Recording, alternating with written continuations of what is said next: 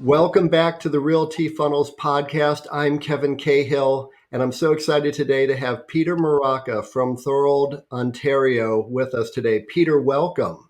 Thank you for having me. Look forward to having a chat and talking real estate talk. I love talking real estate talk. So tell everyone about yourself, where you're located, how long you've been in the business, who you serve. So, got in the business about 13 years ago for a multitude of reasons. Got a philosophy degree, got out of that. Obviously, there's not a lot of philosophy jobs, but I got into sales basically right away with a friend of mine's company, selling furnace and HVAC and fireplaces. That turned into an energy license, and I started my own little business doing energy audits. Then the government canceled the program, and I had to pivot. And so I was like, okay, let me flip a house. Realized that my agent wasn't very good. And then I said, well, what do I want to do here? I like houses, I like real estate, I like construction, and I like sales, and I like people. So I decided to jump into real estate, and really the rest is history. I kind of started off on a great foot. First year did like 23 deals, and then every single year just done a little better and a little better. I'm Stony Creek, born and raised. Was there about 30 years, 33 years. Moved out to Thorold. I got my build license 6-7 years ago, so I'm Tarion licensed. I built some houses out in Thorold, and that caused me to move into one of them for capital gains reasons, HST reasons, and what have you. So that's kind of my venture that way. Our office is located in Grimsby, which is basically halfway between Stony Creek and Thorold. We basically service all of Burlington, Ancaster, Stony Creek, Grimsby, Winona, West Lincoln, all the way to Niagara region. We do mostly residential, I'd say like 85-15, but we do commercial. Working on some bigger commercial deals as we speak. Yeah, so definitely a fun adventure this real estate game is, and it kind of takes you in a whole different direction, a lot of different directions. We also do development stuff, and because I build houses, we look at quite a bit of that on a smaller scale with little groups put together. I got started back in 1999 because, sort of like you, I got into a duplex in 1993. And then I liked renovating and updating properties. And I thought, this is a lot of fun. There's a lot of opportunity here. At that time, I was in Cleveland, Ohio, not too far from the Niagara region. And I felt like I could probably make a really good run of this. And so it's similar, you get into the construction aspects of it. If you like going to hardware stores, all of a sudden you are looking for like, okay, I saw some tile at Home Depot. Where can I put that tile? Let me find a house that I can do to, and then it just keeps going from there. For sure, for sure. So that's fantastic. So you're actually doing a lot more than just working with home buyers and home sellers. You also have the ability to build for them, which is a completely different area. Is that one of the key ways that you differentiate yourself in your local market area? Yeah, I discuss this quite a bit with my team, and it really is like, I say philosophy it didn't, like, there's no job in it, but it really is everyday life. Philosophy is defined as the pursuit of knowledge.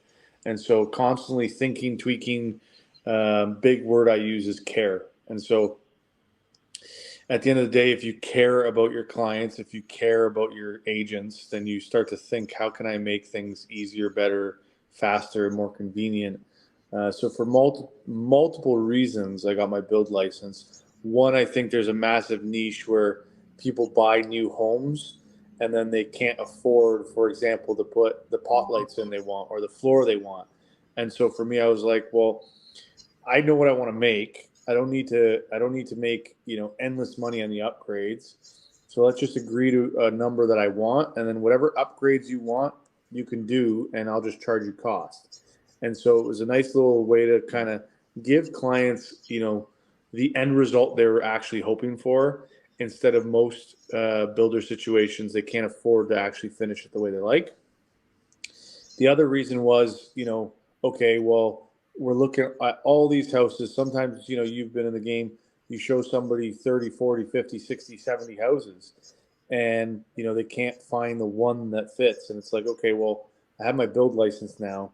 And so obviously that garners a lot of trust. We can now look at, things a little bit differently. So when we walk into a house, it's like, hey, we can remove this wall. We can open concept this place. We can redo the brick. We can change, literally, we can create a whole new house here. So essentially our own little Property Brothers type, gamut here. And so that, is the care I have for the clients, but also for my agents, right? So my agents, I teach them to leverage what I do and what we do. And so when they go and show houses, instead of them showing 100 houses, they can narrow that down to 10, 15, 20. And, it's going to give them and their clients more opportunities to find something that works for them. It's interesting what you mentioned about customizing even a brand new home. Lisa and I are currently in our summer home near Seattle, Washington, and it was a brand new home. We just had it built. We closed on it just about a month ago. And we could have upgraded the countertops and the flooring, but we didn't like what the builder was offering. Plus, it was an $80,000 package to upgrade. And we were like, well, we don't like the flooring. They're not going to give us the option of doing granite. They only want to do quartz, and we want granite. So we bought the home, immediately tore out the carpeting, tore out the thin sheet vinyl flooring, and then we hired flooring company to come in here and put in beautiful luxury vinyl plank.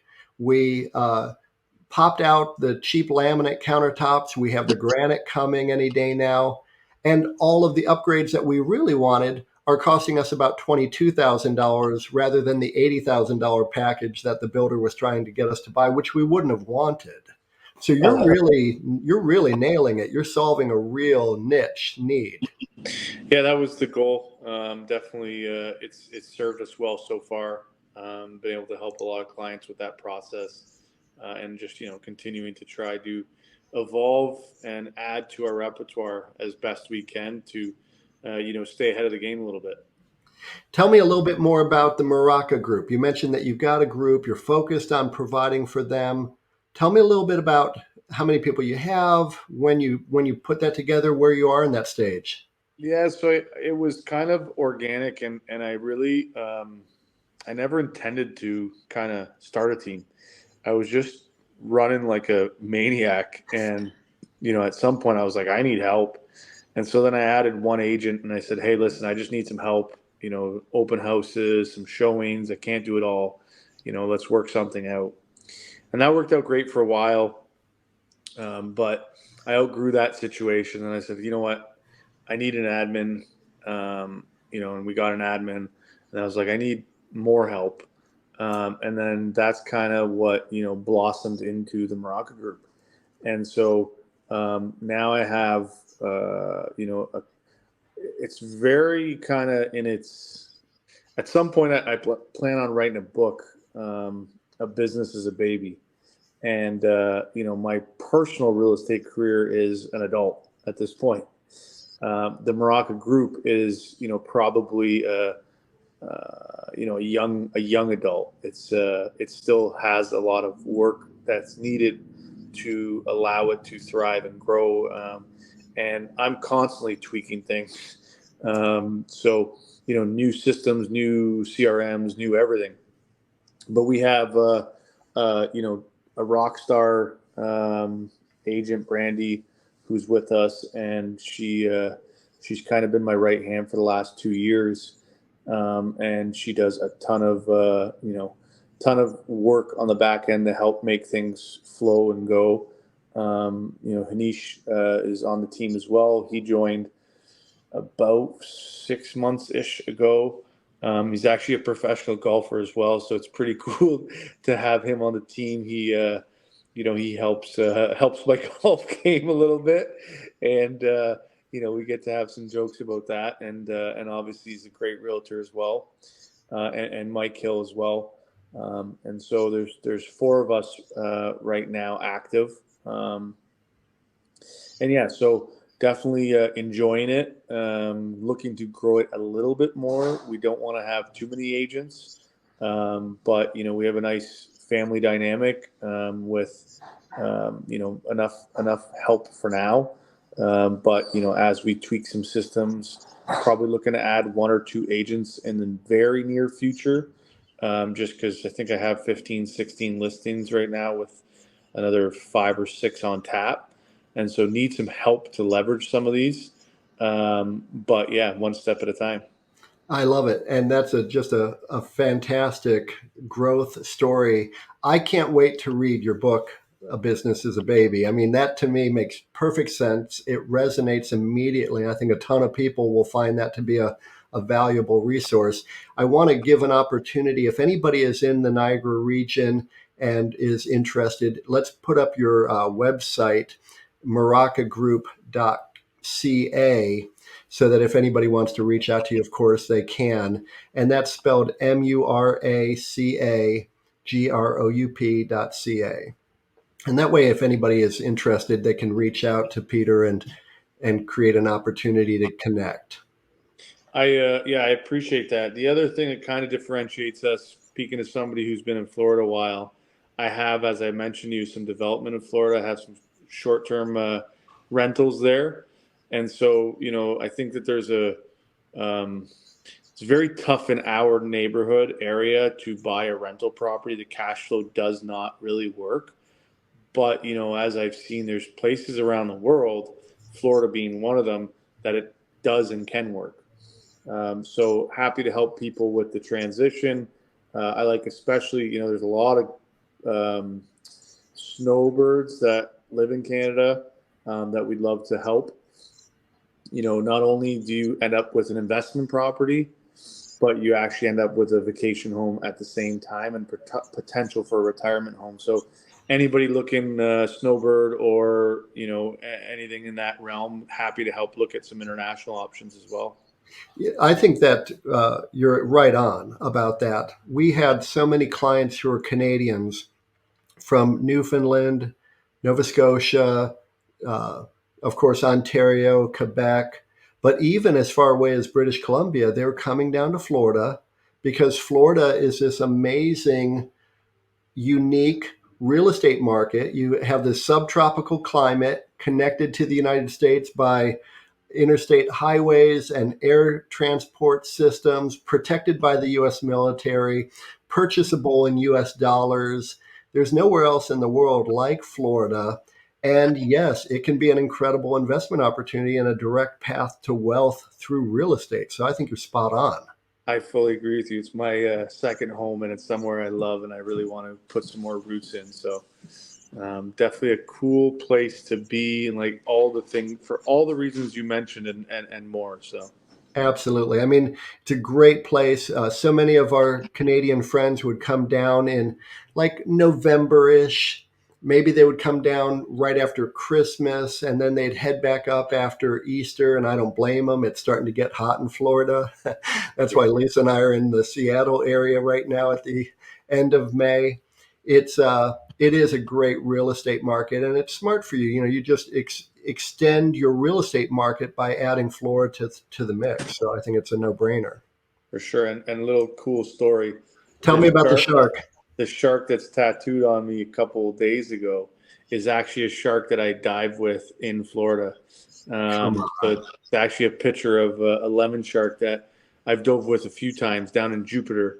There's a great company, Emerald Charters. They literally go out daily with these sharks. There's lemons, bulls, tigers, hammerheads, and you just are free flowing with these absolutely beautiful apex predators that are extremely majestic and completely misinterpreted as like evil, but they're actually beautiful, pretty chill creatures. So that's the story of this guy. Another reason why I love Florida, I get to dive and golf in 20 literally every single day of the year as possible to go diving and golfing in Florida. So yeah, beautiful place to be. It is. And I've seen a lot of videos lately of people diving with sharks, and the sharks are just, I don't want to equate them to dolphins, but they're curious like dolphins. They're 100%.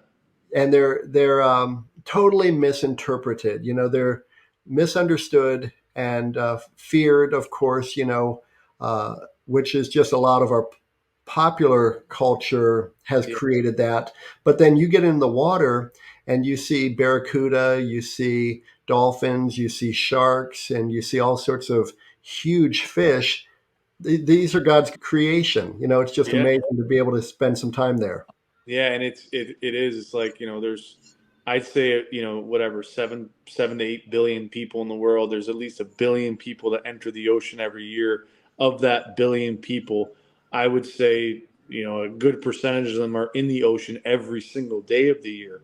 So you're talking billions of encounters a year of ocean and person meeting, and there's only 50 attacks a year. Yep.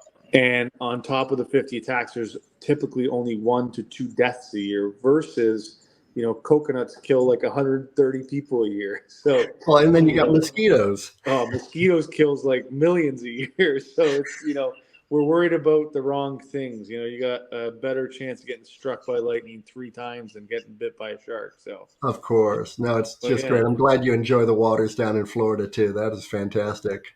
for sure. So tell me a little bit more about your business and you staying in your strength zone. Like if Peter Muraca could just do what he wants to do all day and hand off everything else, what would you focus on during your day? So this kind of goes this kind of goes back to my book at some point, but that's the goal. It's I'm trying to. I think John Paul Getty said it. I'm not sure. Somebody smarter than I told me, do what you're good at and hire others that are good at what they do, or you will be doing things you hate and you will not do very well at it. Can I do detail oriented stuff, back end stuff? Absolutely. Is it my strength? No. My strength, I just read a good book. It's called Surrounded by Idiots. And it's really, I think the title is just a hook. But it's basically the 4 different color personalities. And it's red, yellow, green, and blue. And it really explains, who you are. And we're all a little bit of all, but I'm like 90% yellow, red. I'm an extrovert times a million. I really get fired up meeting, talking, shooting the breeze with people.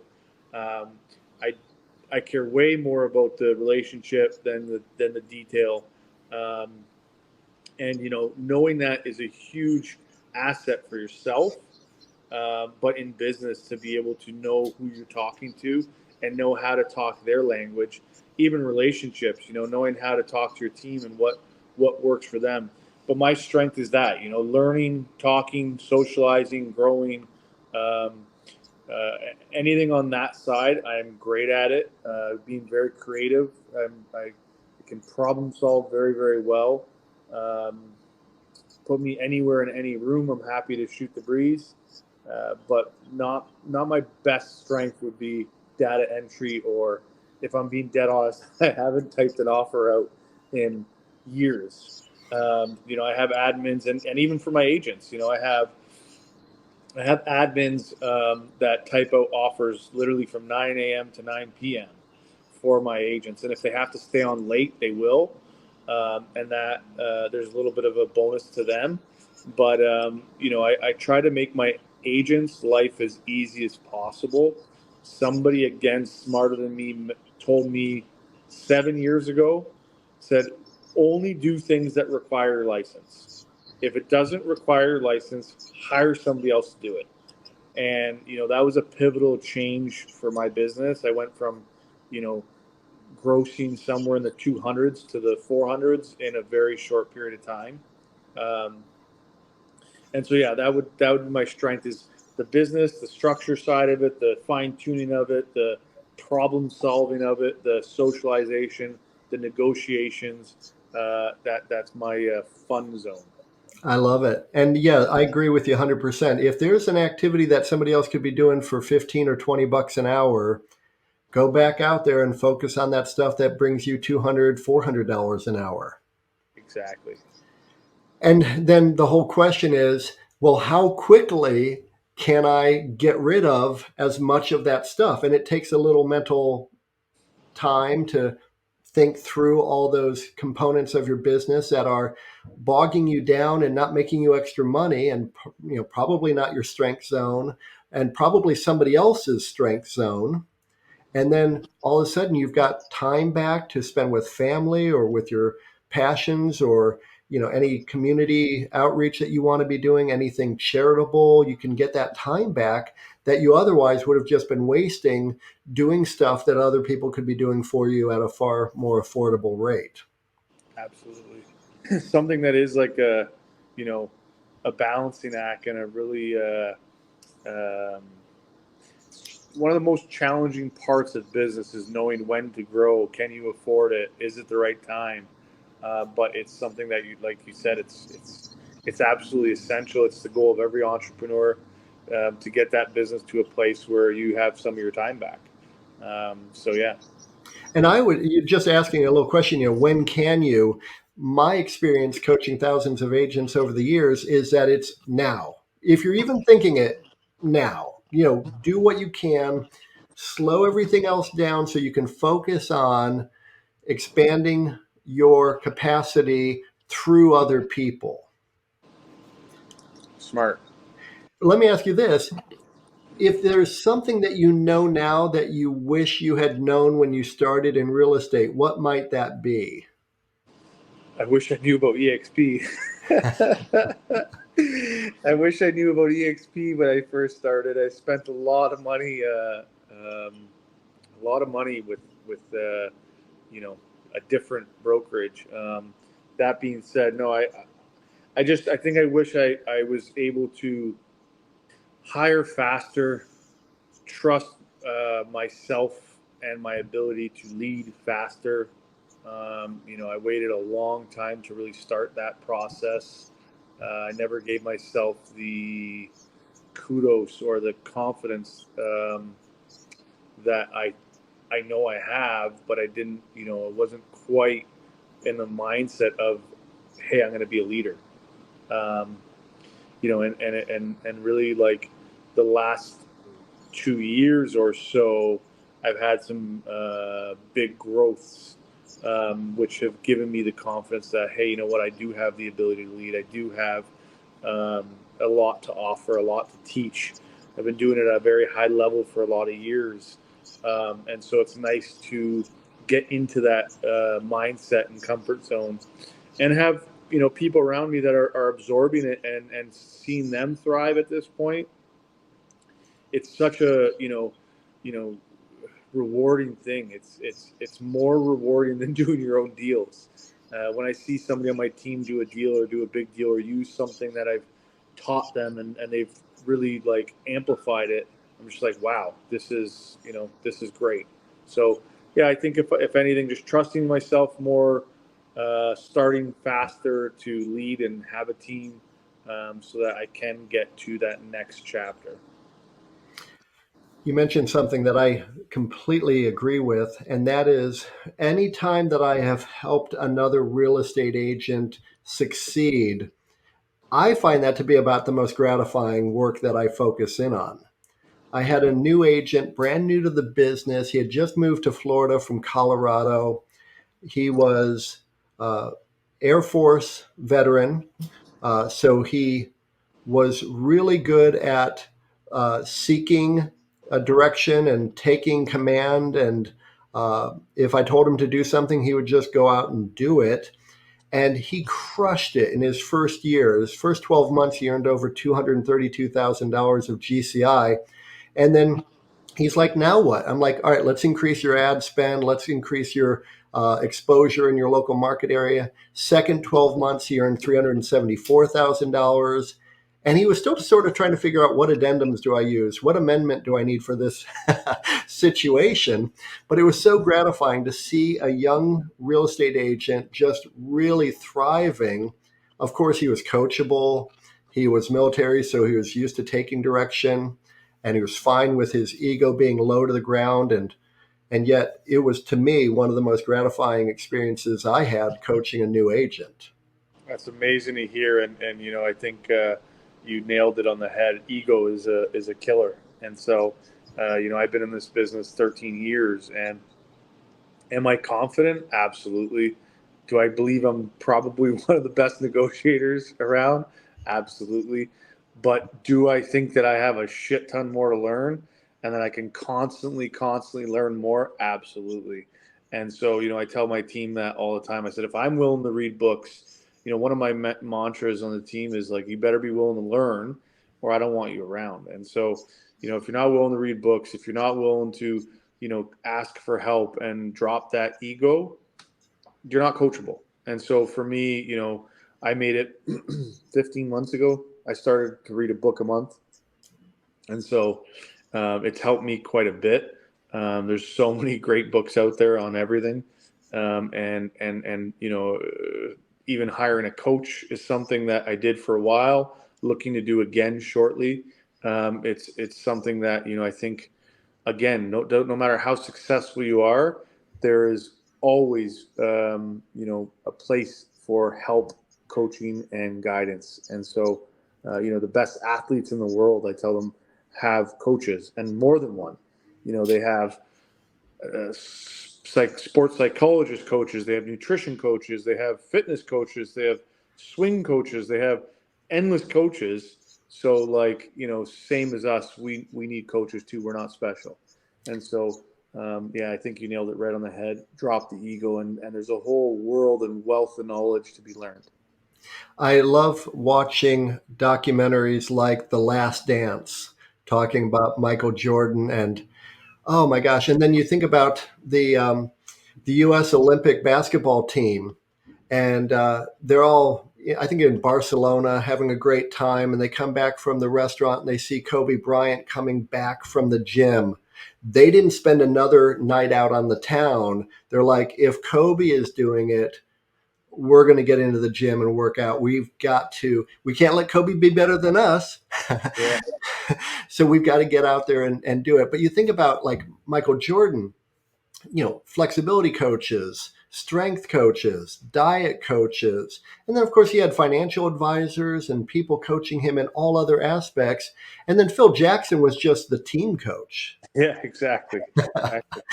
I think it's fantastic. And then you talk about one of your agents. Is it Amish? Hanish.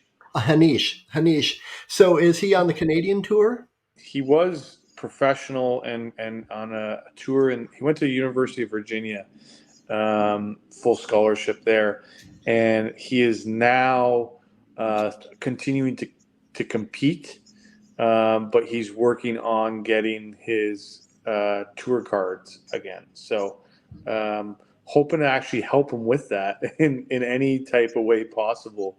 Fantastic. Pretty cool to see. This guy's like, it's fun to golf with. I promise you that.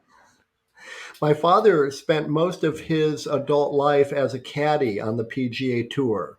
Oh, really? Yeah, and so he had a lot of regular players. He would caddy for one guy exclusively for years, and then that guy would either retire or just sort of lighten up his schedule. And my father would caddy with other people, and he helped a lot of young guys new on the tour.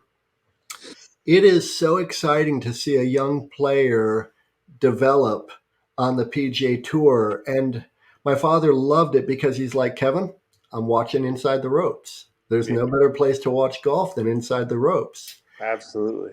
But you think about these, professional athletes who are competing for $1 million purses every week, and they don't want to have a trunk slammer on Friday afternoon. They want to be playing Saturday and Sunday. So they're grabbing additional coaches. They're talking to people. My father would show up at the golf course with his player hours before the round.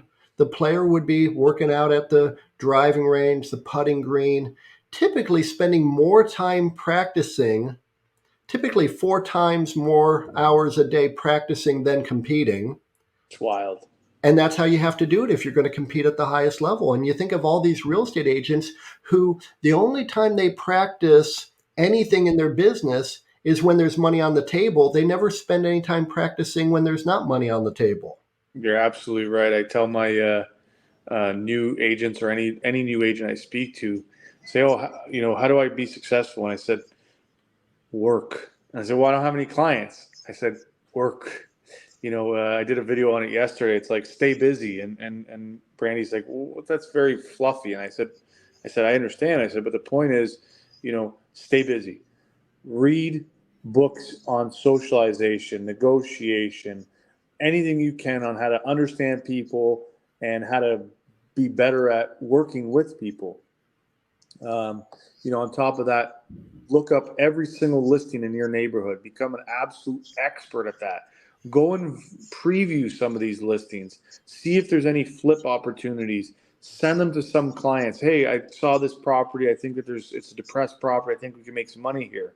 Go meet business owners. Hey, how you doing? Just wanted to introduce myself.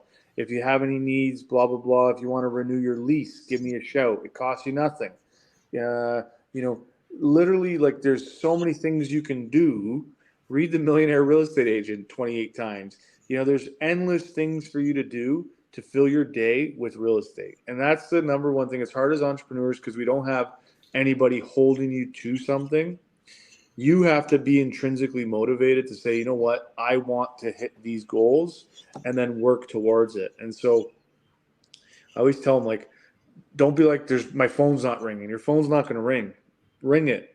Start calling people. Hey, how you doing? Just want to mention, I'm in real estate. Hi. Go do open houses, door knock. There's so many things we can do to meet people and talk to people. We're in the relationship business, not in the sales business. And so, if you can meet people, talk to people, gain people's trust, they're going to help, you're going to help them on their journey. You're not selling them anything. And that really is the key, in my opinion. I agree with you completely. And obviously, we could talk all day about this type of stuff. As a real estate broker, I would often have an agent come in to my office, sit down with me, and he said, "Kevin, I'm just struggling. I don't know what to do." And I would share with them a very simple concept that I learned years ago, which is the 10-5-15-5. And the 10-5-15-5 is go out every day and meet 10 people. Just expand your network, meet 10 more people. Reach out to 5 people you already know. Just check in, build a relationship, say hello, let them know you're thinking about them. Send 15 note cards. Who? To the people that you just met and the 5 people that you just spoke to. Just say, hey, it was so great to connect with you. Nobody's getting handwritten note cards anymore, so that will stand out. But even just a handwritten or personalized text or email will stand out as well. And then preview 5 homes every day. At the end of the week, you've previewed 25 homes. You know your local market area. You're not going to be surprised, deer in the headlights look, when somebody says, hey, did you see that new listing over there on Main Street? You're going to say, well, which one is it? Is it the gray cedar-sided colonial or is it the red brick Georgian? And they're going to realize, okay, this guy's an expert on my local market area. Whenever an agent would come in and I would share with them that concept, one of 2 things would happen. Because I'd say, let's reconnect next week. Let me know how everything goes. They'd either come in next week and I'd say, so how'd the 10-5-15-5 go? And they'd be like, I knew you were going to ask me about that and I didn't get to it. I had this, that. And I said, great. Then this is going to be a short meeting. Go out and meet 10 new people, reach out to 5 people, write 15 handwritten notes, and preview 5 homes. I'll see you in a week. Or they would call me up and say, Kev, can't meet. I'm busy with clients. I picked up somebody when I was out previewing homes. I ran into somebody at the grocery store. I don't have time to meet with you this week. I'm like, good. Then you're no longer struggling with, I don't know what to do. Exactly. Great stuff. Well, then I recently, an agent was saying to me, I'm doing all that. I'm like, well, then step it up 20%. Do the 12-6-18-6. Yeah, exactly. And they're like, what do you mean? I'm like, do more of it. You don't have to rethink it. There's not some magic formula that's easier. This is it. Go out there, master your local market area, and be a networked professional who knows people. 100%. Well, I love it. Well, this is fantastic. Peter, let's give everyone an opportunity to connect with you. We already shared your website, which is muracagroup.ca. What's the best email for people to reach out to you? Peter@muracagroup.ca. Okay, and again, for those listening on any of the streaming platforms, that's Peter at muracagroup.ca. And then what's a good phone number if people want to reach out and give you a call directly? 905-961-1871. Anything else that you want to share before we head out? I'm a big quotes person. Me too. I So love it. Let's hear one. I'll leave you with two. Life is either a daring adventure or nothing at all. So be bold, be brave, do things, mess up, keep going. On my other arm, I have Sempre Avanti, which means always move forward. In Italian, that's my background. And then the other quote I'll leave you with is, I saw it today. It was Edison's. I haven't failed. I've only found 10,000 ways that don't work. And so, it goes back into keep trying, keep plugging away, and eventually you will become an expert and everything will come into fruition for you. I fully agree. And the Edison and Ford winter estates are in Fort Myers, Florida. So if you're ever over on the West Coast, I would highly recommend that you check out the place where Edison, Ford, and even Harvey Firestone would spend their winters in Florida. And I love that. I have a t-shirt. I'm not wearing it today, but it's one of my favorite t-shirts for just doing work around the house. And it's a light bulb, and it says, I have ideas I haven't even thought of yet. Absolutely. And the whole notion is if you simply persevere, if you just keep moving forward, then the success is inevitable. Now, if you move forward faster, if you get the right people around you, if you're in a great environment, if you've got great leadership like Peter, who would be a phenomenal leader to any agent who's considering looking for an opportunity in that Niagara Falls region of Ontario, I believe speed of the leader, speed of the pack. So the environment that you're in can make a massive difference. I fully agree with you. Well, Peter, this has been an absolute pleasure getting to know you a little bit better and having some time with you. Thank you so much for taking time to be with me. You as well. Thank you so much for the opportunity.